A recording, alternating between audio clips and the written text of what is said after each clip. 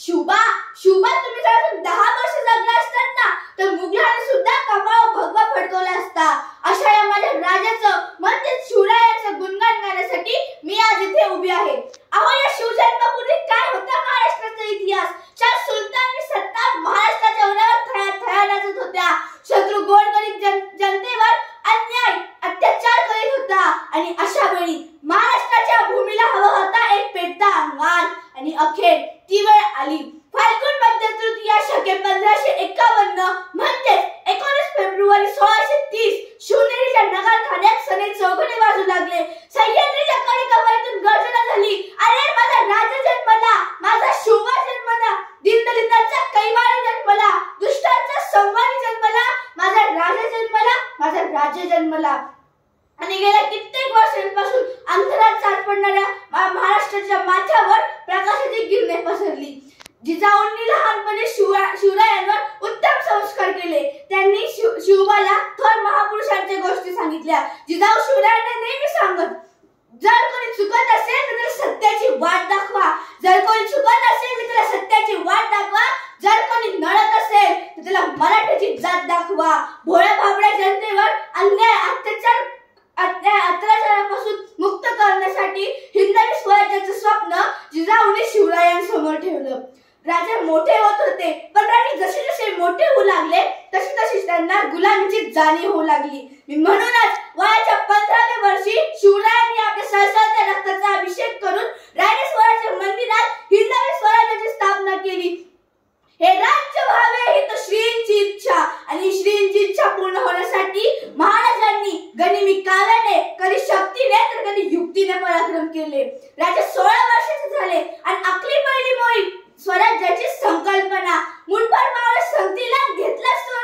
तोरणा घेतला. निजामशाही हाकार वाजला. पुढे 3च महिन्यात शुभमंगल, कनेरपठार, पुरंदर किल्ले स्वराज्यात आले. निजामशाहीचं पुढचं कंबरड मोडलं. कारण त्रासही सहन केलं साऱ्यांनी. सिंहाची चाल, गरुडाची नजर, स्त्रियांचा आदर, शत्रूचे मर्दन असेच असावे मावळ्याचे वर्तन. ही शिवरायांची शिकवण मावळ्यांना होती. रुद्राचा अवतार वाघाचा ठसा होता. रुद्राचा अवतार वाघाचा ठसा होता. आणि विचारलं त्या सह्याद्रीला माझा शिवबा कसा होता. रायगडाचा रुबाब म्हणजे शिवबा. आया बहिणीची आग म्हणजे शिवबा. शत्रूचा कर्जन काय म्हणजे शिवबा. वादात धगधगणारी मशाल म्हणजे शिवबा. संतांचा सन्मान म्हणजे शिवबा. निर्भयतेचं दान म्हणजे शिवबा. आणि या महाराष्ट्राची शान म्हणजे शिवबा. महाराष्ट्राची शान म्हणजे शिवबा. अहो महाराजांचे वडील होते ते फक्त स्वराज्य विरोधी कटकार स्थान करणाऱ्या लोकांशीच. भोसले कुळाच्या या सुपुत्राने विजापूरच्या आदिलशाह आणि मोगलांविरुद्ध लढा देऊन हिंदवी स्वराज्य स्थापन केले. आणि अखेर युगायुगांची पुण्याई उतरून आली भूमीवरी. आज आमचा राजा बसला तख्त मराठीवरी. शिवरायांनी राजदरबारात प्रवेश केला. राजदरबारात 32 मन सोन्याचं सिंहासन होतं आणि त्या सिंहासनाला 3 पायऱ्या होत्या. पहिली पायरी चढताच महाराजांना आठवलं, राजे लाखो गेले तरी चालतील पण लाखोंचं पोशिंदा जाता कामा नये. लाखो शिवा न्हावी, शिवा काशीत जन्माला येतील पण रयतेचा राजा जन्माला येणार नाही. हे आठवताच त्यांचं मन व्याकुळ झालं. त्यांच्या डोळ्यात पाणी आलं. राजांनी दुसरा पायरी उपाय ठेवला. दुसऱ्या पायरी उपाय ठेवताच त्यांना आठवलं, राजे तुम्ही विशालगडाकडे सुखरूप जा. तोफांची सलामी द्या.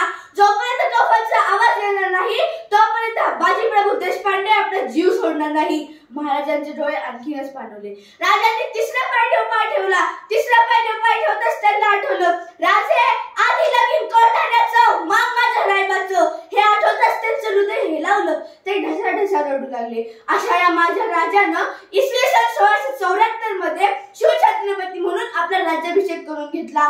मला हे सांगायला अभिमान वाटतो मित्रांनो, हे राज्य माझ्या शिवबाचं आहे. कैलासाच्या माथे जरी शिवशंकर विराजले बघ मराठ्यांच्या मनात मात्र शिवराय गरजले.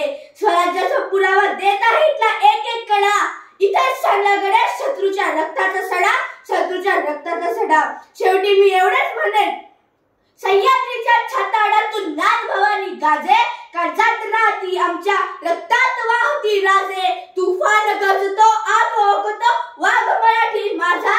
सन्मान राखतो जान झोकतो तुफान मातीचा राजा. तुफान मातीचा राजा, अरे त्याच्या कीर्तीने शहाणे सह्यगिरीचे कडे, उच्चारत शिवशब्द मृत हृदयही धडधडे, परम कर्तव्य आपुले गिरवू शिवरायांचे धडे, माझ्या शिवबाच्या पुण्याईने मराठी पाऊल पडते पुढे, मराठी पाऊल पडते पुढे. एवढे बोलून राजांना मुजरा करून मी थांबते. जय भवानी, जय शिवराय.